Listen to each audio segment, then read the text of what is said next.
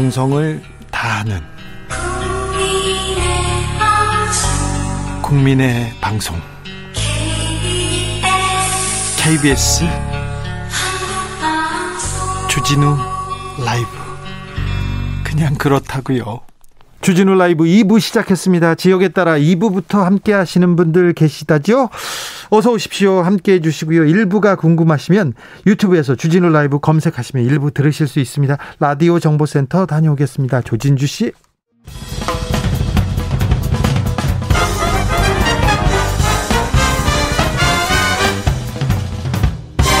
훅 인터뷰. 모두를 위한, 모두를 향한, 모두의 궁금증 훅 인터뷰. 국민의힘 경선버스 출발하자마자 충돌입니다. 경선 룰 어떻게 정하느냐, 룰의 전쟁 시작됐는데 역선택 놓고 계속 얘기가 많습니다. 표심 왜곡된다, 외연 확장된다, 서로 의견 팽팽한데요. 역선택에 대해서 한번 고민해 보겠습니다. 윤희석 윤석열 후보 캠프의 대변인 오셨습니다. 네, 안녕하세요. 윤희석입니다. 오신환 유승민 후보 캠프 종합 상황실장 오셨습니다. 네, 안녕하세요. 오신환입니다. 두 분께서 짝꿍이라면서요. 방송에 자주 나오신다면서요. 자, 여기서 두 분께서 역선택에 대해서 합의를 보고 가세요. 보고 가서 이제 후보들한테 정해. 이렇게 하기로 했다. 이렇게 정하자고요. 자, 역선택 뭐가 문제입니까? 오신환 의원님. 그 역선택이라는 용어 자체가 네. 사실상 그게 실체가 없고 예. 유령과 싸우고 있다 이렇게 생각이 되고요. 사실은 지금까지 있었던 대선 선거에서 이걸 가지고 그렇게 크게 논란이 되진 않았어요. 없었죠. 예. 그리고 뭐 단 한 번도 대선에서 저희가 경선에 이 역선택 방지 조항이라고 하는 것을 삽입한 적이 없고요.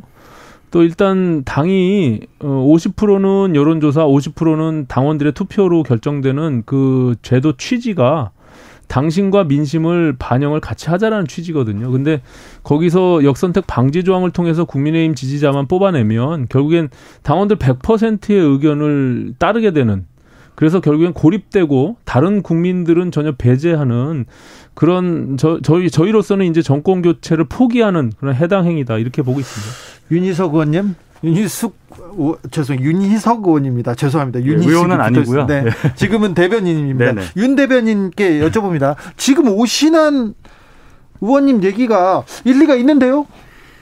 역선택 규정이 만약에 방지 조항이 생겨서 네. 예를 들어 민주당이나 다른 정당을 지지하는 분들을 배제할 경우에 확산성에 문제가 있다는 주장은 논리적 명분은 그럴듯해 보이는데 논리적인 비약이 있어요. 무슨 말씀이냐면 예를 들어 민주당 지지자에게, 저에게 전혀 지지 의사를 표시하지 않으실 분들에게 국민의힘 후보로 누가 좋겠습니까라고 물어보는 것만으로 무슨 확정성이 확보가 된다는 얘기인지 저는 거기서부터 이해를 할 수 없어요. 네. 결과적으로 경선 룰은 본선에서 이길 수 있는 가장 강력한 후보를 뽑아야 되는 건데 그 과정에서 우리를 지지하지 않는 후보가 가장 강력한 우리의 후보를 뽑는 과정에 왜곡을 미칠 수 있다면 그것은 정권 교체를 열망하는 저희 지지자들의 의사를 무시하는 결과다. 그렇기 때문에 필요하다. 이렇게 말씀드립니다. 그러니까 이제 저기에 약간 함정이 있는 것이요. 민주당 지지자나 타당 지지자들이 결국에 국민의힘 후보를 뽑지 않을 것이다라는 것을 전제해서 말씀하시는 거거든요. 네. 그러면 결과적으로 현재 나오고 있는 국민의당 지지율 38% 정도 가지고 우리가 결국엔 승리할 수 있느냐. 라는 문제가 퀘스천 마크가 남는 거거든요. 네. 그래서 그런 의미로 보면 저희가 결국에는 패배하는 것을 전제로 가는 거예요. 저희가 51대 49 싸움에서 결국에 2%를 넘어설 수 있는 것은 중도 확장과 결국에는 민주당에서 이탈하는 그 이탈층들을 우리가 끌어안아야 되는데 거기는 인물하고도 연결되어 있는 거예요. 적어도 민주당에서 이번만큼은 내가 도저히 민주당을 못 찍는다. 과거에 서울시장 보궐선거에서도 그랬듯이 그런 경우에 내가 적어도 이런 후보라면은 인정하지만 그렇지 않고 다른 후보라면 내가 도저히 찍을 수 없다라는 부분과 연결되어 있기 때문에 그게 외연 확장과 결국에는 본선 경쟁력이다 이렇게 말씀을 드리는 겁니다. 윤희석 대변인께 여쭤봅니다. 홍준표 캠프 조경태 선대위원장이 이런 얘기 하더라고요. 홍준표 후보 지지율 올라가니까 그때서야 윤석열 캠프에서 역선택 얘기하기 시작했다고. 아니, 그렇지 않아요. 안 그렇습니까? 홍 대표를 너무 과소평가한 겁니다, 그동안. 그래요? 홍 대표님 어떤 분이에요? 오산 의원에 당대표 2번 하시고 직전 대선 후보고 경남지사 2번 하신 분입니다. 네. 그런 분이 적어도 전국 지지율 전체 여야를 통틀은 지지율이 아니고 자, 국민의힘에서 대선 주자로서 지지율 얼마나 받을까요? 물어봤을 때 네. 설마 20% 안 나오겠습니까? 그 20% 나온 거예요. 아, 지금 이제 홍준표의 상승세가 아니라 그냥 원래 나올 게 나온 거예요. 예. 그렇게 보고 있어요? 예. 홍준표의 상승세가 조금 더 치고 올라갈 거라는 그런 시각이 지배적인데요. 제 생각 힘들어요. 왜냐하면 네. 데이터를 보시면 국민의힘 지지층에서 홍 대표가 갖고 있는 지지. 네. 그게 윤석열 후보 경우에는 한 60% 정도 나오고요. 예. 홍준표가 한 20% 정도 나오거든요. 네. 국민의힘 지지층에서. 네. 근데 이게 움직이지 않아요. 그래요? 비슷합니다, 그것은. 아니, 근데, 홍준표 후보가 얘기하는 정치, 뭔지 알겠어요. 그런데 유승민 후보가 얘기하는 정치, 대권, 뭔지 명확해요. 근데 유승민 후보는 왜 이렇게 안 오릅니까? 잠시만요. 예, 윤석열이 말하는 정치는 모르겠어요, 아직. 윤석열, 네. 검사 윤석열은 알겠는데. 네, 말씀드릴게요. 네. 모르겠습니다. 잠시 후에. 유승민 후보가 당내에서 이제 극복해야 될 과제가 있죠. 네. 모두가 다 알다시피 지난 탄핵 이후에 당내에서의 넘어야 될 그 벽이 있는 부분들이 있는데요. 저희는 이제 본격적인 경선이 시작되고 네. 2달 동안의 치열한 경선 과정 속에서 네.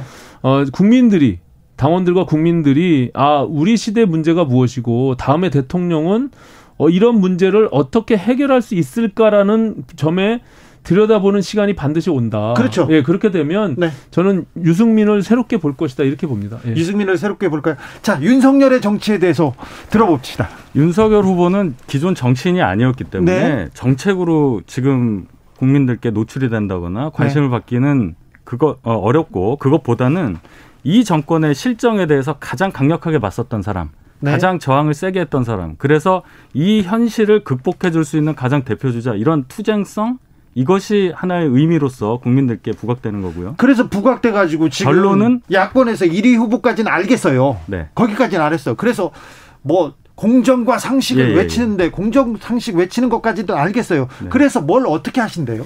뭘 어떻게 한다는 얘기가 네. 지금 이 말씀을 하세요. 네. 모든 것을 잘못된 것을 바로잡겠다는 말씀을 하시는 거라고요. 네. 그러면 상식이 통하지 않는 사회, 공정이 무너진 사회라고 하면 좀 추상적인 얘기 같지만 문재인 정부에서 해왔던 여러 가지 실정과 비교를 해보면 어떤 것이 이제 명확하게 나올 거예요. 그런 부분을 말씀드리는 이제 그게요. 거죠. 결국에는 이번 대선은 뒤로 가면 갈수록 문재인 이 세 글자는 사라지게 됩니다. 문재인과 싸우는 게 아니에요. 결국에는 기본적으로 여당과 야당이 싸울 때 내년 임기 끝납니다. 내년. 그렇죠. 네. 그러면 이제 문재인 대통령은 사라지는 겁니다. 그러면 이제 여당의 후보가 정해지고 10월 10일 날 정해지고 그다음에 국민의힘의 후보가 정해지면 그 두 후보가 미래를 선택하는 거예요, 국민들은. 네. 그럼 아까 윤희석 대변인 말씀처럼 공정과 상식에 대한 부분으로 반대급부가 있어서 윤석열 후보에게 집중된 관심이 있지만 네. 그 다음 스텝은 내가 왜 대통령이 되는 것인지 그리고 이 시대에 무슨 문제가 있어서 내가 이런 철학과 비전과 그리고 나름대로의 소신을 가지고 국민을 이끌겠다. 대통령을 대한민국을 어떻게 이끌어가겠다라는 네. 것을 보여줘야 되는 거죠. 그러니까요. 네.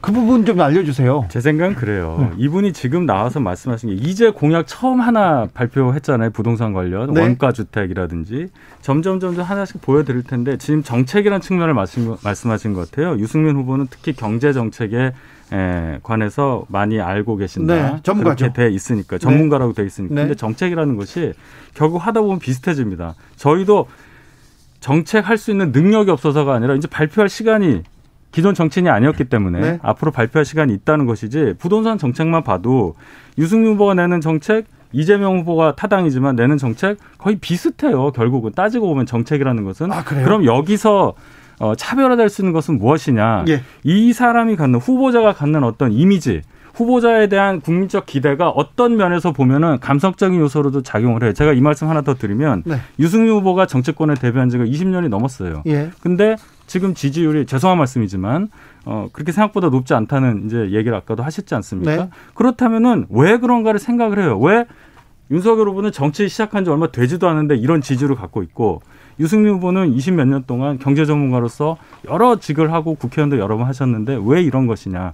국민이 생각하는 것은 그동안 보여줬던 거 정책을 어떻게 잘하냐는 것보다는 과연 어떻게 국민의 마음에 딱 맞는 이미지로 국민들께 다가서느냐는 여부가 더 중요하다고 봐요. 선거에서는. 네. 그럼 그동안 문재인 정부의 4년 동안에 윤석열 후보가 그렇게 강력하게 저항할 동안에 유승민 후보는 뭘 했냐 이런 얘기가 나오는 거예요. 아니 그러니까 그 부분은 일정 정도 동의해요. 윤석열이라는 인물이 탄생된 게 이 정부의 검찰총장이 문재인 정부가 때려서 그 반사체로서 지금까지 윤석열이 만들어졌는데 이제 정치인 윤석열은 그 다음에 비전을 보여줘야 되는 시간이 온 거예요. 그런데 아까 말씀하신 대로 지금 그 시간이거든요. 예. 근데 그걸 안 보여주고 저희가 말씀드린 공정과 상식적 비전이에요. 잠깐 보세요. 정책이라는 것이 다 동일하다고 하지만 네. 그것이 자기의 정책인지 잠시만요. 주변의 대리인들이 써준 정책인지는 다른 거예요. 자, 오 실장님 물어보겠습니다. 오 실장님 유승민 후보가 굉장히 점잖은데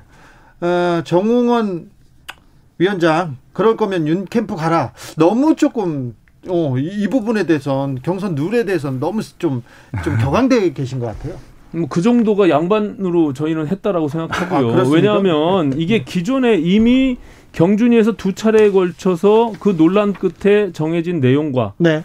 최고에서 추인을 했단 말이죠. 그것에 대한 권한이 있거나 없거나 이런 부분들을 떠나서 온 국민이 다 알고 있고 그리고 좀 뛰고 있는 후보들이 8명이나 그 부분에 대해서 인정하고 반대하고 있어요. 그런데 갑자기 바뀐 것이라곤 그 12명의 선거관리위원 중에 6명이 경준위원이었는데 정호원 위원장이 그것을 뒤집으려고 한다면 그 자체가 불공정 경선이다 이렇게 판단을 하고 거기에 대한 문제 제기를 하는 겁니다. 윤 후보 진영에서는 윤 후보가 직접 얘기했는지는 잘 모르겠습니다만 당이 결정하면 따르겠다 이런 입장은 표명하셨잖아요. 직접 하셨습니다. 네, 윤석열 후보가 했습니까? 예, 직접 네. 말씀하셨습니다. 그럼 정해지면 따르겠네요. 네. 아무튼 역선택이 국민들한테는 그렇게 중요한 주제가 아니지 않습니까? 그런데 이 부분 가지고 지금 계속 국민의힘에서 논란이 되는 것은 윤석열 후보한테 굉장히 마이너스고 또 홍준표 후보나 또 유승민 후보한테도 플러스가 되지는 않을 것 같습니다. 0388님께서 민주당은 역선택에 대해서 조용한데 왜 국민의힘만 이렇게 시끄럽나요? 민주당은 그 규정이 있어요. 네. 당원 당규에. 네. 1197님께서 민주당 지지자인데요. 저라면요. 역선택으로 윤석열 찍은 것 같은데요. 그렇게 얘기하는데 아마 이렇게 넓혀놓고 봐도 누가 유리하다, 누가 불리하다 이렇게 생각하지 않을 것 같습니다. 자, 이렇게 말씀드리겠습니다. 네. 저희가 역선택 방지 조항을 꼭 넣기 위해서 이것을 관찰하기 위해서 먼저 정치적 행보를 한 것이 아니라 네. 당 선관위에서 의견을 물어왔어요. 네. 의견을 물어왔기 때문에 거기에 대해서 답을 한 겁니다. 네. 논리적으로 봤을 때 역선택 방지 조항이 있는 것이 조금 더 우리 당의 후보를 뽑는데 왜곡이 없겠다. 이런 말씀을 드린 것뿐이지. 저는 이게 지금까지 입당한 후에 윤석열 후보가 2달 동안의 그 행보 자체가 저는 우리 당에 전혀 도움이 안 되는 지금 행보를 하고 있다. 처음에 몰래 입당해가지고 당대표와 갈등을 빚고 그리고 지금의 룰 문제 가지고 지난번 토론을 한이 많이 갖고 계속 갈등을 빚었잖아요.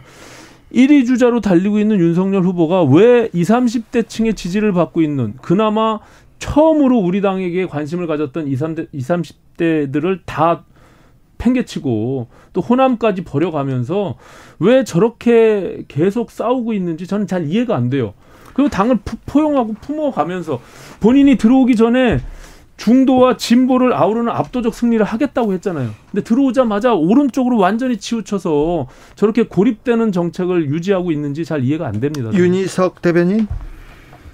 중도와 2030을 향한 행보가 전혀 없는 게 아니에요. 바로 어제 행사만 보더라도 공정개혁포럼이라는 걸 가졌습니다. 거기에 참여하신 분들을 보면 그동안 저희 쪽에 하고는 그렇게 거리가 가깝지 않은 분들이 다수 포함이 되어 있고 네. 그런 행보들을 계속해 왔고 분명히 말씀하신 게 당에 들어가더라도 입당을 하더라도 그동안 계속해왔던 중도와 2030을 향한 행보는 중단하지 않을 것이다라고 얘기를 했기 때문에 네. 계속 그런 행보가 나올 거예요. 호남에 대해서도 계속 진정성 있는 태도를 보여주시지 않았습니까? 근데 지금 여론조사를 가지고 계속 로데이터 분석을 해오셨잖아요. 지금 현재 추세를 보면 20대, 30대 그리고 호남에서 오히려 홍준표 후보보다 떨어지고 있잖아요. 그러니까 지금 우리 당의 구성 분포하고 동일해요. 지금 우리 당은 책임당원이 50대, 60대, 70대 이상이 73%입니다. 네. 그게 투표하는 사람들이 구성이에요. 그러니까는 27%를 차지하는 2040까지 세력은 전혀 배제하고 그렇게 국민의힘 지지자들만 놓고 선택되면 그것이 그들한테 필요로 하는 목소리를 낼 수밖에 없는 확장성 얘기하시는 그런 측면이 알겠는데요. 있는 거예요. 그리고 저희를 영남의 55%가 책임당원 비중으로 편중돼 있습니다. 우리는 이것을 국민 전체를 놓고 오히려 확장성을 가져가야만 승리할 수 있다. 이런 측면에서 오히려 거꾸로 역사를 퇴행적으로 가져간다. 이렇게 말씀을 드리는 거예요. 저희를 걱정해 주시는 심정은 알겠는데 네. 저희도 똑같이 문제의식을 갖고 있고 네. 계속 그 중도와 호남과 2030을 향한 행보를 계속 하겠다고 저희가 말씀을 드리는데 아직 6개월이나 남았잖아요. 네. 아니 6개월이 아니라 지금 경선은 지금 2달 안에 끝나는 거고 계속 지지율이 그렇게 빠지고 있는데 2030에서 이준석 현상으로 돌아봤던 정권 교체를 원한다고 하는 60%였던 지지율이 지금 50%로 떨어졌어요. 10%가. 저희가 실장님이 저희 캠프 오시면 되겠네요. 네. 저희가 방송을 이렇게 계속 하는데 윤석열 캠프나 이준석 대표와 윤석열의 갈등 그리고 윤석열 후보의 설화 그리고 윤석열의 그렇게 계속 윤석열 후보는 뉴스를 내거든요. 좋든 나쁘든 이거 흥행을 위해서 일부러 막 만드는 거 아닌가요? 지금 그런 건 룰 전쟁도 마찬가지 아닌가요? 아니 그런 건 아니고요. 그런 거 아닙니까? 예. 9월 5일이면 깔끔하게 정리됩니까? 일단 9월 15일 날 1차 경선 끝나면 이 이슈는 끝나는 거예요. 그렇습니까? 예. 네. 그때까지는 끝납니까 이제? 뭐 더 이상 할 얘기가 없잖아요. 경선 룰 가지고 이거 다투는 거는 조금 소모적인 것 같습니다. 윤희석 대변인 오셔가지고 제가 여쭙니다. 오늘 윤석열 검찰총장 시절에 야당 의원을 통해서 대리 고발했다 이런 의혹 보도 나왔는데 이 캠프에서는 어떻게? 저희 입장은 그 후보는 전혀 모르는 일이고 그런 일 자체가 없었다고 저희는 이해를 하고 있어요. 네? 그리고 이제 또 추가적으로 저희가 말씀을 드린 게 전혀 누구를 사주하거나 그렇게 해서 뭐 대리 고발이라든지 그런 거 한 적이 없다라고 또 후보 명의로 나왔기 때문에 조경태 후보는 윤 후보가 이건 직접 입장을 내야 된다고 이렇게 얘기하더라고요. 상황이 전개가 돼서 정말로 이것이 너무 커지면 당연히 후보 본인이 말씀하셔야 되겠지만 기본적으로 저희가 확인한 것은 전혀 관련이 없다는 말씀을 분명하게 드립니다. 아직 윤석열 후보와 연관성은 나오지 않았어요. 그런데 검사 이름이 나왔고 보발장이 나왔기 때문에 이 부분에 대해서는 어떻게 뭔가는 해명을 해야 될 것 같습니다. 그게 이제 뭐 당 전체에 미치는 파장이 있을 수밖에 없는 내용인데요. 네? 사실은 그게 윤희석 대변인 말씀처럼 아직 실체가 전혀 파악되지 않고 있는 그런 측면이 있어서요. 일단 범정 분석관의 역할이라는 것이 검찰총장과의 관계가 분명히 있긴 하지만 그분조차도 그런 게 아니라고 그러고 그것을 지금 김웅 그 당시에는 후보자죠. 후보자도 기억이 전혀 없다라고 그러고 그러니까 실체가 아직 밝혀지지 않아서요. 그것은 좀 추후에 상황을 지켜봐야 될 것이다 이렇게 봅니다. 오신환 의원님, 오신환 실장님으로 불러야죠. 실장님. 네네. 윤석열 후보가 검사 시절에 수많은 수사를 했습니다. 윤석열 검사에 대해서는 어떻게 평가하십니까? 뭐 검사로서는 뭐 조직에 충실했던 그런 뭐 훌륭한 검사로서 역할을 했다라고 보여집니다. 그리고 소신에 따라서 수사를 진행을 해왔고요. 다만 지금 말씀드린 이제 대통령이 되고자 하는 부분은 전혀 별개의 문제이기 때문에 그 부분에 대해서 내가 왜 문재인 정부의 검찰총장을 하다가 느닷없이 국민의힘 야당의 대통령 후보가 되고 대통령이 되고자 하는지 이 부분에 대해서 충분히 국민들께 설득해야 된다. 그것이 만약에 이루어지지 않으면 저는 굉장히 어렵다 이렇게 봅니다. 박근혜 전 대통령 수사에 대해서는 어떻게 평가하십니까? 그럼 뭐 본인이 이제 그 자기의 역할 소임을 다 했다라고 말씀을 하시는 건데요. 이제 그 당시에 저는 윤석열 총장이 검찰총장 인사청문회를 제가 직접 했습니다. 인사청문위원으로. 기억하죠. 그 당시에 인사청문 보고서가 채택되지 않았고 저희 그 당시에 야당으로서는 전혀 동의할 수 없는 의혹이 해명되지 않았던 부분으로 남아 있습니다. 그래서 그 당시 뭐 아시다시피 윤우진 용산 세무서장 문제나 그리고 부동시로 군대 안 갔다 온 문제나 뭐 이런 것들이 다 남아 있기 때문에 그 부분도 여전히 윤석열 후보께서 그것은 밝혀야 되는 문제가 남아 있다. 네. 저는 그렇게 생각합니다. 이 문제, 이 질문에 대해서 계속해서 윤석열 후보한테 질문이 쏟아지는데 그 부분에 대한 입장은 뭐고요? 박근혜 대통령 부분이요? 네네. 여러 얘기가 있을 수 있겠지만은 결론적으로 네. 가장 그 부분에 대해서 예민해하실 지역에 윤석열 후보에 대한 지지율이 상당히 견고하다는 말씀으로 답변을 대신하겠습니다. 알겠습니다. 자, 유승민 후보의 장점은 뭡니까? 저 윤석열 캠프에 묻겠습니다. 예, 말씀드린 대로 경험이 많으세요. 네. 그래서 그동안 보여주셨다고 주장할 수 있는 여러 가지 치적이 있고 네. 그리고 또 무엇보다도 역시 경제 전문가라는 타이틀이 네. 상당히 소구력이 있다 이렇게 평가합니다. 오신환 실장님, 네. 윤석열 후보의 장점은 뭡니까? 윤석열 후보가 그동안 이제 검사로서의 본인이 가졌던 소신이나 네. 예, 공정과 상식에 대한 그런 일관된 그런 뭐 행보 이런 것들이 지금의 윤석열을 만들지 않았나 저는 그렇게 봅니다. 예. 윤희석 대변인 마지막으로 묻겠습니다. 홍준표 후보가 금방 따라잡는다는데 어떻게 보세요? 어떻게 대비하고 계십니까? 지금까지 선거에서 골든크로스라고 말씀하시는 그 역전 현상이 일어난 적은 한 번도 없는 걸로 저는 기억을 합니다. 아, 그래요? 말씀드렸다시피 저희 당을 지지하시는 분들 중에서 홍준표 후보를 지지하는 그 흐름이 어떻게 돼 있는가를 보면은 글쎄요. 그런 일이 일어날까? 저는 의문시 됩니다. 확장성이 별로 이미 평가가 끝났다고 봅니다. 이제 저는 뭐 앞으로 이제 경선 과정에서 아까 말씀드린 대로 과연 우리가 본선에서 누가 이길 수 있을 것이냐 그리고 윤석열 후보가 가지고 있는 여러 가지 컨텐츠에 대해서 냉철하게 보는 시간이 오면 저는 지지율은 출렁일 수 있다 이렇게 보여집니다. 알겠습니다. 여기까지 듣겠습니다. 윤석열 후보 캠프의 윤희석 대변인이었고요. 유승민 후보 캠프의 오신환 종합 상황실장님 이야기 들었습니다. 감사합니다. 네, 고맙습니다. 감사합니다. 정치 피로, 사건 사고로 인한 피로, 고달픈 일상에서 오는 피로. 오늘 시사하셨습니까? 경험해보세요. 들은 날과 안 들은 날의 차이. 여러분의 피로를 날려줄 저녁 한 끼 시사 추진우 라이브.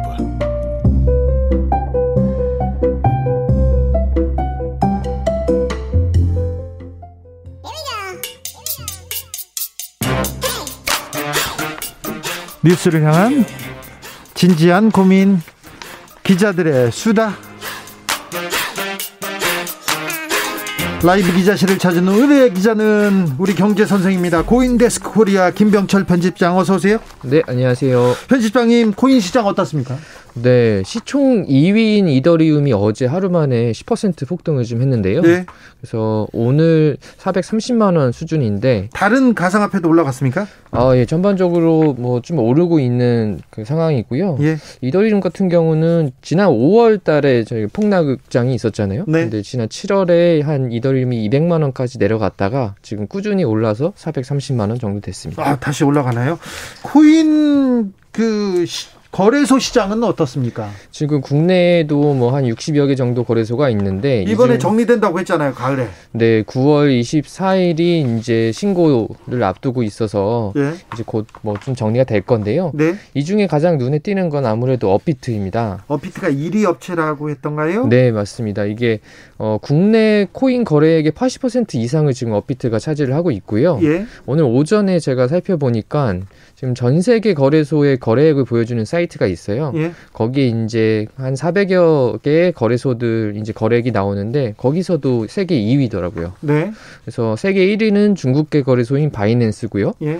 근데 이제 바이낸스랑 업비트가 다른 점은 바이낸스는 글로벌 거래소라 굉장히 많은 국가의 이제 이용자들이 들어가서 거래를 해요. 예. 그러니까 거래액이 많겠죠. 네. 근데 업비트 이제 국내 거래소는 외국인이 와서 거래를 할 수가 없거든요. 네. 그러니까 국내에 있는 거주자들만 이제 가입을 하고 거래를 할 수 있는데 이렇게 국내 거주자들만 들어오는 거래소의 거래액이 다른 전 세계에 있는 모든 거래소 중에서 2위라는 거는 엄청나네요. 국내 코인 투자 열풍이 세계적으로 꽤 높은 수준이라는 걸 좀 보여주는 것 같습니다. 그렇습니다. 업비트가 세계적인 거래소군요. 업비트가 이렇게 큰 거래소가 된 이유는 뭡니까? 사실은 이제 작년까지만 해도 업비트랑 빗썸이 양강 구도였어요. 비슷했어요. 네, 거의 뭐 누가 1등 했다가 누가 또 2등 했다가 이랬었는데 네. 작년 6월 달에 업비트가 이제 인터넷 은행인 K뱅크랑 실명 계좌를 계약하면서 이제 구도가 좀 달라지기 시작했습니다. 그리고 뭐 빗썸은 또 사장이라는 사람인가요? 대표라는 사람이 좀 문제가 있었죠. 뭐 지금 소송 중이고요. 네. 오너 리스크가 아직 있습니다. 네. 그래서 이 업비트 같은 경우는 K뱅크랑 계약 맺으면서 기존에 이제 코인 거래소에 가입을 하려면 그 거래소랑 연동된 은행 계좌를 만들어야 되거든요. 예. 이제 이용자가. 근데 기존 은행은 지점을 한번 방문을 해야 이게 가능한데 K뱅크는 그냥 스마트폰으로 비대면 가입이 가능했어요. 네. 이게 너무 쉽다 보니까 여기에 20대, 30대들이 많이 코인 시장에 들어올 때 대부분 훨씬 더 쉬운 업비트로 많이 들어온 거죠. 이게 수치로 보이는데 업비트 이용자는 7월 말 기준으로 이제 470만 명이고요. 네. 이게 빗썸의 3배 이상, 코인원의 8배 이상입니다. 기준금리가 올랐습니다. 은행에 돈이 몰리고 있다고요? 네. 지난달 26일 날 한국은행이 기준금리를 연 0.75%로 0.25%포인트 인상을 했는데요. 네. 이게 이제 그 다음에 KB국민, 신한, 하나, 우리, NH농협 이 5대 그 은행들의 정기예금 잔액이 이틀 만에 4조 7,300억 원이 늘었어요. 그렇게 많이요? 네. 0.25%에 이렇게 많은 돈이 움직입니까? 그러니까 말입니다. 그래서 통상 하느니 기준금리를 올리면 은행들은 한 일주일 내에 예적금 금리를 올리거든요. 네. 근데 이제 최근 은행들이 주요 예적금 상품의 금리를 0.2%에서 0.3%포인트 인상을 했어요. 네. 이제 아무래도 내년까지 기준금리가 아마 추가 인상될 거다라고 예상이 되고요. 그리고 앞으로 은행 예적금으로 몰리는 돈이 더 늘어날 것으로 좀 보입니다. 현금을 가지고 있어야 된다. 현금을 보유해야겠다. 이렇게 사람들이 생각하는 것 같아요. 아무래도 좀 더 대출 규제로 대출받기도 어렵고 저금리도 이제 좀 줄어들다 보니까 현금성 안전자산으로 좀 돈이 몰리는 현상이라고 볼 수 있습니다. 그런데 젊은 사람들 중심으로 은행권에서 대출을 안 해준다. 아우성 치고 있는 것 같아요. 지금 정부에서도 가계대출이 너무 높다 하면서 대출주의기 규제를 좀 하고 있는데, 예? 이제 농협은행이 오는 11월 30일까지 3개월간 부동산 담보대출 신규를 하지 않기로 했어요. 네.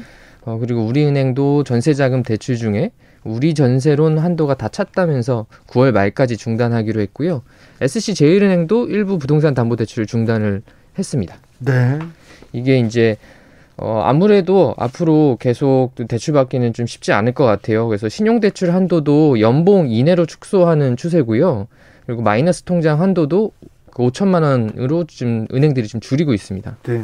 그래서 앞으로 부동산 계약이나 이렇게 대출이 좀 필요하신 분들은 미리 은행에 좀 알아보시는 것도 좋을 것 같아요. 이미 상당히 많은 사람들이 은행으로 가서 문의를 하고 있다고 합니다. 네. 대출이 필요하면 빨리 은행에 가보라는 그런 정보였습니다. 다음은 어떤 이야기로 가볼까요? 네, 다음은 이제 지자체별 이 지역 화폐, 모바일 상품권 이야기를 좀 해드리려고 하는데요. 지자체별로 모바일 화폐를 만듭니까? 그렇죠. 지역 화폐들 혹은 지역 모바일 상품권, 그냥 이제 지류로 만든 종이 상품권도 있는데 요즘에 모바일 상품권들도 발행을 하거든요. 네? 근데 이제 추석을 앞두고 서울, 경상남도, 강원도 같은 경우에 모바일 상품권을 최대 10% 할인해서 살 수 있는 이벤트를 지금 시작을 하고 있어요. 이 상품권 가지고 그 동네 가면 다 돈처럼 쓸 수 있습니까? 그렇죠. 근데 이제 이게 이제 모바일 상품권이기 때문에 QR코드 형식이거든요. 네. QR코드를 읽을 수 있는 리더기가 있는 가맹점이긴 해야 되는데, 네. 요즘에는 온누리 상품권 같은 경우에 네. 이런 저희가 전통시장 가면 사용할 수 있잖아요. 네. 그런 것들이 또 가맹점들이 계속 그 QR코드를 읽을 수 있는 가맹점들이 늘어나고는 있습니다. 네. 10% 할인이면 엄청난 건데요. 이게 상당히 좀 많은 거죠. 그래서 경남이나 강원도의 지역 상품권은 어제부터 이제 10% 할인 구매가 시작되고 있고요. 그리고 이게 지자체별로 예산이 좀 달라서 구매 한도는 좀 다 달라요. 구매 한도가 좀 다릅니까? 네. 그렇죠. 결국은 네. 이제 5에서 10%를 할인해 주는데 이게 어떤 돈이냐? 지자체 예산입니다. 예. 그러니까 먼저 가서 빨리 사시는 분들이 이제 받을 수 있는 거죠. 네. 이제 서울시 같은 경우도 이 모바일 상품권, 서울사랑 상품권이라고 부르는데 굉장히 이건 좀 많이 인기를 얻고 있어요. 예. 그래서 강남구, 서초구 이런 데는 사실 한 20분 만에 다 소진되고 그러기도 합니다. 아, 그래요? 네. 인기가 있구나. 사람들은 관심이 있는데 저는 잘 몰랐나 봅니다. 아무튼 1인당 구매 한도가 있어야 뭐 그렇죠. 네, 이게 그래서 1인당 그 월 구매 한도가 70만 원이에요. 아, 예. 그래서 제가 이제 할인율이 10%니까 예. 63만 원을 은행 계좌에서 이체를 하면은 7만 원이 추가돼서 70만 원치 이제 모바일 상품권이 충전되는 형태예요. 아, 예. 그러면 제가 이걸 가지고 그 가맹점에 가서 QR코드를 찍어서 사용하면 거기서 이제 빠지는 거고, 한번 구매한 상품권은 5년까지 사용할 수 있습니다. 아, 네. 다른 지역에서도 모바일 상품권 있나요? 네, 이게 뭐 전남 강진이나 경북 고령 같은 곳에도 있는데 아직 전국의 모든 지자체가 모바일 상품권을 발행하지는 않고요.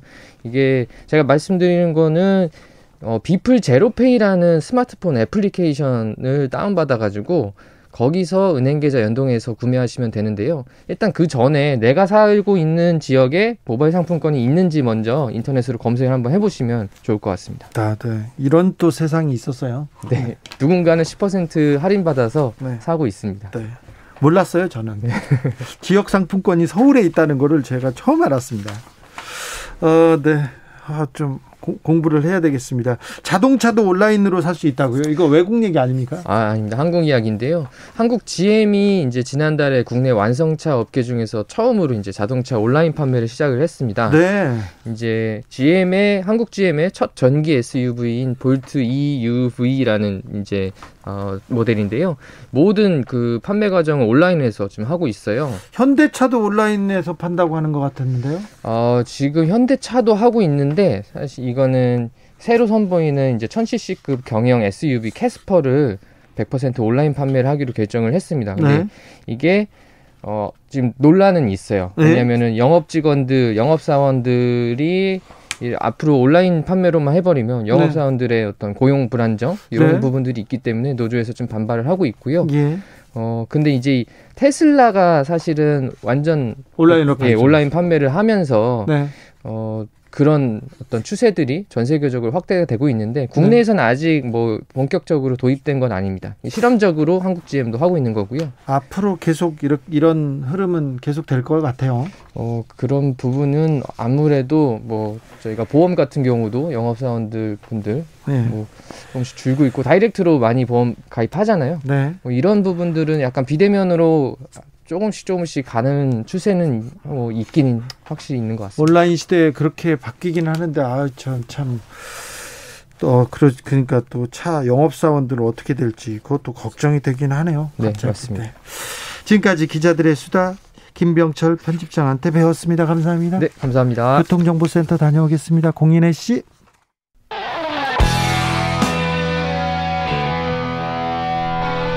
스치기만 해도 똑똑해진다. 드라이브 스루 시사 주진우 라이브.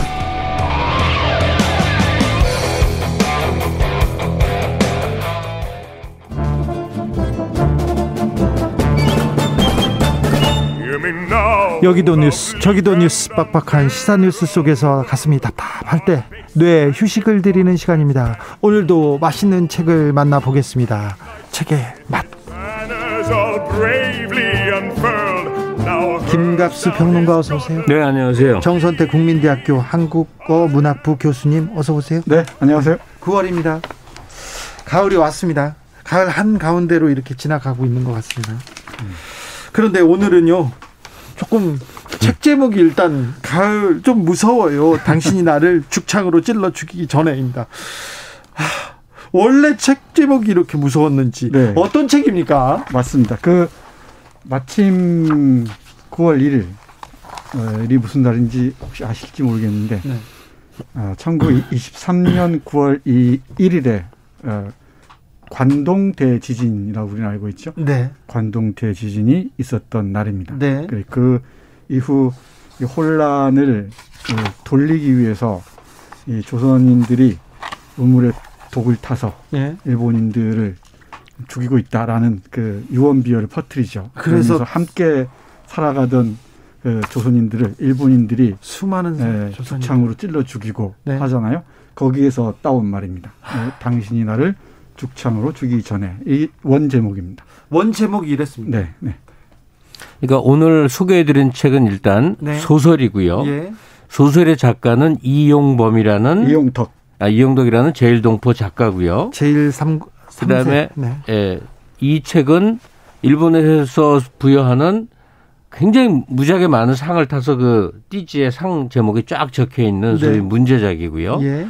기본 내용은 제일교포로서 살아가는 그 차별의 삶이 어떤 것인지에 대해서 일본 내뿐이 아니라 물론 일본 얘기가 압도적 중심입니다만 또 모국이라고 할 수 있는 한국 내가 걸쳐져서 차별의 문제를 하나의 슬픈 이야기 스토리를 통해서 엮어놓은 아주 굉장히 강렬하고 비극적인 스토리입니다. 네. 네.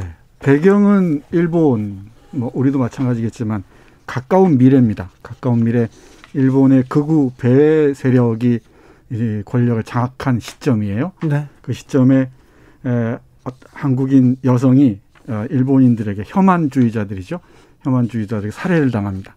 이 살해에 제일 그 코리안인들이 복수하는 얘기인데 그 과정이 섬뜩합니다. 이건 우리 애청자 여러분들이 꼭 읽어주셨으면 좋겠습니다. 예전에 그 재미교포 이민진의 빠찡꼬 소설 네. 소개해 주셨는데 거기에서 또 바라보는 또 제일 한국인의 이 부분은 조금 치열하고 조금 네, 훨씬 리얼합니다. 네. 생생합니다. 리얼합니다. 네. 근데 이 이용덕 씨라는 앞으로 활약이 엄청 기대되는 이제 45살밖에 안 됐으니까요. 아, 그래요? 네. 이분의 문학관을 좀 들여다보면 좋겠는데 네. 제가 서문이 꽤 인상적이었어요. 네. 이분이 한국 독자를 위한 서문이라는 글을 썼는데 그중에 한 부분만 제가 읽어드릴게요. 네. 제게 있어서 소설이란 이런 것입니다. 이 세계에 대한 철저한 모멸의 표명, 심술궂은 풍차를 끊임없이 들이대는 민폐 행위, 뒷구멍을 차례차례 들춰내서 떠벌리고 다니는 육해범, 농담하고 비꼬고 신경을 거슬리게 하는 행동, 어디가 제일 민감한 신경일지 주의 깊게 파고드는 관찰, 양식과 합의를 의심하고 또 의심하고 그렇게 심보 고약한 스스로에 대한 의심조차 멈출 수 없는 강박, 이렇게 써도 되나 싶을 정도의 돌파구를 찾아냈을 때 느껴지는 쾌락. 이분의 문학관입니다. 네, 그 문학관을 여실하게 볼 수 있는 작품이 아닌가 싶어요. 우리는 그 제일 코리안 하면은 하나의 정체성으로 이렇게 상상할 수가 있잖아요. 예. 근데 아주 복잡합니다. 예. 소설에 등장하는 인물도 그런데 예컨대 일본으로 귀화한 이 코리안들이 있겠죠. 네. 그리고 한국으로 귀화한 코리안들도 있을 수 있고요. 네. 또 북한 국적을 가진 사람도 있을 수 있습니다. 그리고 남한, 북한, 일본 어디도 택할 수 없다. 우리는 식민지 상태에서 남은 것이다 해서 무국적 상태로 남아있는 사람들. 그리고 또 부모 중에 한 명만 한국인인 그렇죠. 경우가 아주 많죠. 네. 네. 복잡한 성격이 있는데 이 일본에서 차별에 시달리다가 젊은 청년들이 이 박유하를 비롯한 일단 몇 명은 모국으로 옵니다. 이제 모국에서 새로운 삶을 살기 위해서 네. 귀국조라고 하죠. 네, 귀국조에 돌아오는데 모국에서 환영을 받았을까요? 아이고, 부산에 와서 아이고 그럴 리가 없습니다. 네. 중앙국정원에서 거의 뭐 사람을 탈탈 털어대죠. 처음 발을 디딘 그러니까 모국에 대한 그리움 때문에 나는 귀국해서 살 거야라고 오고 네. 이제 이 대표 여성이 이화라는 이름인데 네. 이화가 모국에 첫 발을 디디자마자 그 정보원한테 간첩 혐의자로서의 의심을 받으며 당해야 되는 이 과정을 보면 이게 없는 얘기 쓰지는 않았거든요. 그렇죠. 실제 고국으로 돌아오겠다고 고국으로 와서 공부하겠다고 온 유학생 중에 제일 유학생 간첩단 사건 얼마나 많습니까? 사형당한 사람도 네. 있고요. 그리고 간첩으로 몰려서. 근데 지금 이게 요즘 얘기거든요. 이게 작년에 나온 작품이고요. 네. 실제로 이 리멤버 세월호 얘기가 나오거든요. 그 일본 쪽에서 반환 시위를 할 때. 반환 시위를 하는데 세월호 얘기가 나오는 걸 보면 시점이 네. 최소한 10년 이내 한일 관계 상황 속에서 얘기인데. 근데 제가 드리고 싶은 말씀은 이 국정원도 얘기지만은 한국인들 일상적 정서 속에서 이 한국어도 제대로 못하는 우리 모국이로 찾아왔는데 이런 사람들을 반길 리가 없죠. 한국 사람인데 그 한국 사람들이 제 일본 놈 이렇게 하고 욕하고 네. 놀리고 그런 경우가 많았어요. 그 한 패거리가 있고요. 네. 절망하는 한국에 젊은이들. 와서 차별받는. 네. 또 한 패거리들은 또한 그 팀은 일본에 남아서 마야라는 일본인들에게 한국말을 한다는 이유로 아주 참담하게 살해당한 이 여성이 있습니다. 그 여성의 복수를 위해서 오빠 태수와 함께 그쪽에서 마지막 그 비극적인 충격적인 최후를 맞이하는 사람들이 있습니다. 어디에 존재할 수 없는 뿌리 뽑힌 사람들이죠. 근데 이 작가의 시선을 보면 차별받는 제1동포의 응어리를 풀어냈다라고 하기에는 한층 많이 더 들어간 거예요. 네, 한참 왜냐하면 한국인들의 모국인들의 차별도 마찬가지로 다루니까 결국 다루고자 하는 게 차별입니다. 차별. 우리 내부에도 차별이 있잖아요. 네. 그래서 제1동포 학생회 그러니까 이 청년회 모임에서 우리 이제 과거를 하기 위해서 인도네시아하고 베트남에 가서요. 베트남에서는 한국 군인들이 무슨 짓을 했는지에 대해서 생생한 정보를 하고 인도네시아에서는 일본 그 제국주의 군대가 또 얼마나 가혹한 짓을 했는지 찾아내고 하면서 보는 우리도 굉장히 마음이 불편한데 이 차별을 조금만 확대시키면 이래요. 우리도 부자하고 매우 가난한 사람이 한울타리에 살면서 느껴야 되는 그 심리적 이 격절감 있죠. 여기 정선태 같은 교수는 한국에서 서울대를 나온 엘리트로 살아갔는데 변변한 학교조차 못 다닌 사람이 느껴야 되는 그 감정이 있죠. 근데 이게 매우 극도로 심화돼서 일상 하루하루를 지배하는 형태로 제1교포들이 일본에서 살아야 되는 그 차별의 상황이 정말 적나라하게 나옵니다. 어디 가서 말을 해도 뭘 해도 이 악수하는 거 보고 이제 저거 제일인지 본토인지 구별해야 되죠. 우리 이렇게 두 손으로 하잖아요. 네. 그러니까 우리 쪽 뭐라고 일본 사람들 모면하듯이 걔들은 총이라고 그러거든요. 총이라고 합니다. 제1교포를 가장 이제 비하는 말이 총이죠. 네, 총.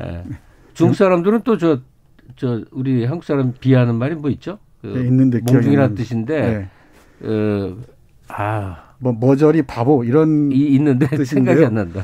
근데 거기 다 총이라고 그러더라고요. 네, 제가 생각이 많아지는 것은 일본의 이 정치 상황들, 그 극우 세력들의 얘기이기도 하면서 그리고 이 혐한을 정치적 자산으로 이 끝없이 확대 재생산하는 세력들의 얘기이기도 하면서 머지않은 또 우리의 얘기처럼 보이기도 해요. 이 점에 주목해서 봐야 될 것 같은데 일본의 가까운 미래에 여성이 총리가 되고 그리고 극우 배애주의 세력이 권력을 지배하는 사회가 얼마나 디스토피아인지 암울한 사회인지를 보여주면서 동시에 그 비전 그 미래의 모습이 한국하고 겹치기도 합니다. 그 마지막 부분은 저를 꼭 읽어드리고 싶은데 이제 일본에서 혐한 시위가 조금 잦아드는가 싶더니 이제 반이슬람 시위로 옮겨갑니다. 지금요? 네, 이제 그 장면을 이 소설의 마지막 부분에서 쓰고 있는데 되는 상징적입니다. 시간이 없으면 읽기 어려우니까 시간이 있을 때 미리 읽어드리겠습니다. 네. 이슬람교에 대한 항의 데모 현장이 보도되고 있었다. 꺼져라 이슬람이라고 적힌 플래카드를 들고 있는 명백하게 차별적인 배회 운동이었다. 개중에는 일장기를 들고 있는 자도 태극기를 들고 있는 자도 많았다. 한국인과 일본이 어깨동무를 하고 있는 광경도 보였다. 아이고. 다이치는 순간 아는 녀석인가 하는 생각도 들었지만 얼굴의 반이 검은 마스크로 가려져 있어서 잘 알 수 없었다.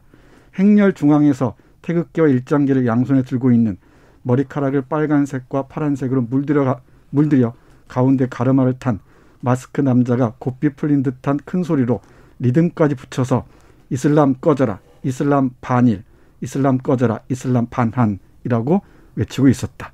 그러니까 이슬람은 반일이면서 이슬람은 반한이라는 거죠.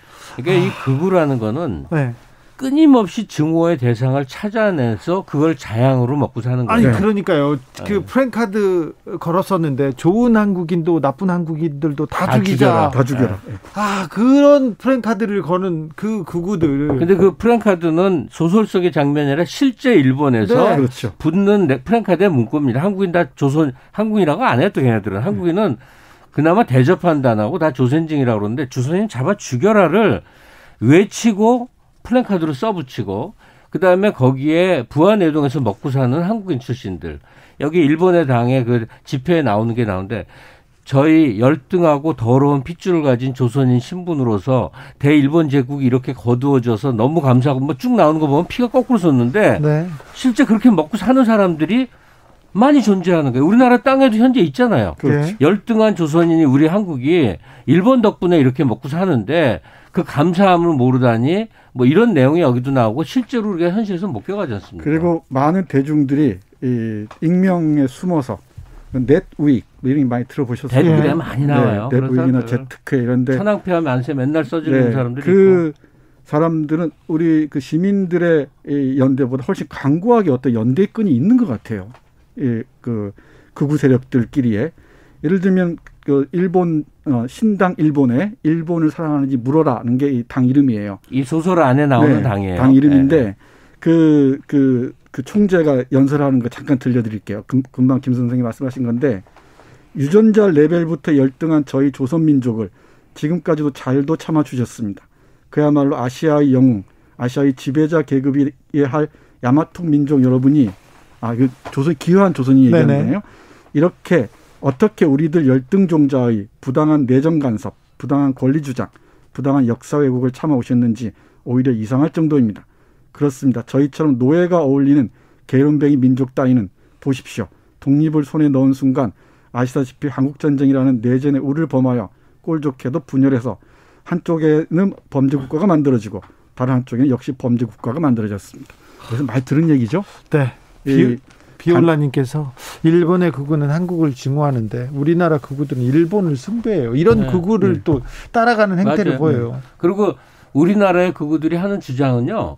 일본에서 여러 형태로 발휘한 걸 그대로 번역해서 그대로 써먹는 거죠. 금방 읽어드린 게 그겁니다. 네. 일본으로 기여해서 일본 극우당에 빌붙어 사는 제일 조선인이죠. 제일 코리안이 바로 이런 얘기를 하는 거예요. 그런데 이 언어들을 지금 우리 사회에서도 아무렇지도 않게 유통시키는 사람들이 있죠. 극우들이 쓰는 일본 극우들이 쓰는 혐중을 중국에 대한 혐오를 우리가 똑같이 네티즌들이 반복해서 받아서 쓰고 있더라고요. 일본에서 가르치고 여기 조정을 하는 거죠. 실제로 일본에 돈도 많이 되고.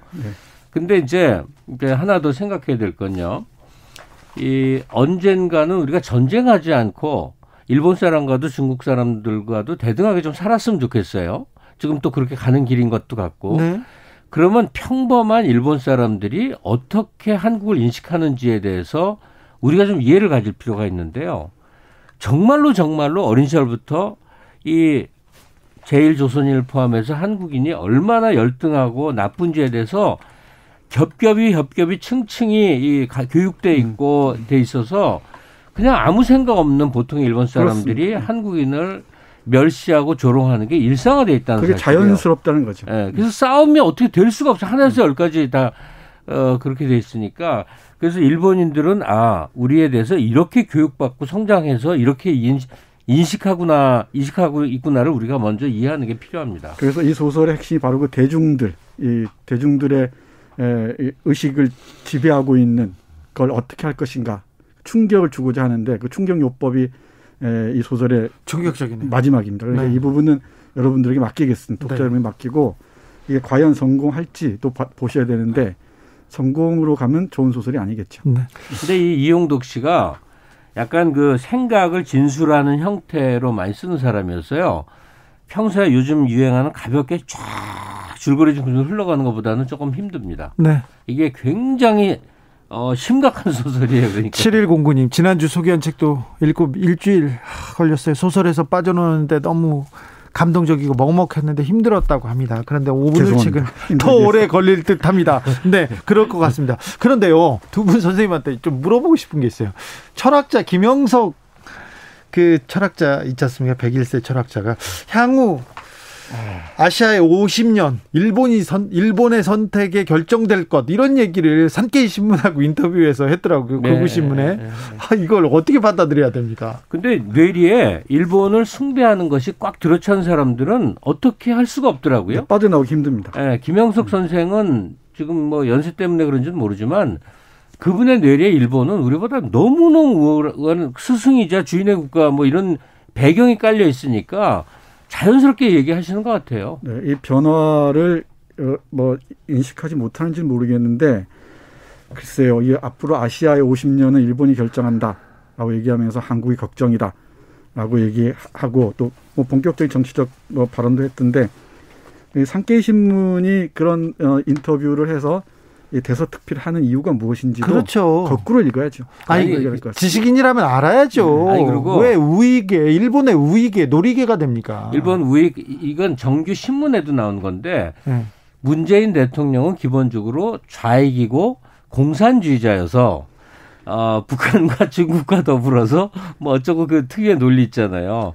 근데 그런 얘기를 하는 그런 수준의 언론이 그냥 일상을 이게 뒤덮고 있단 말이에요. 아사히 신문 정도가 이제 바른 소리 좀 한다는 건데 그건 뭐 별로 들리지도 않고 정말 이상한 얘기들을 하고 있는 거죠. 저는 그나마 제 깜냥에서는 일본을 좀 안다고 생각하는데 일본이 걱정인 게 언론이 완전히 무너졌다는 겁니다.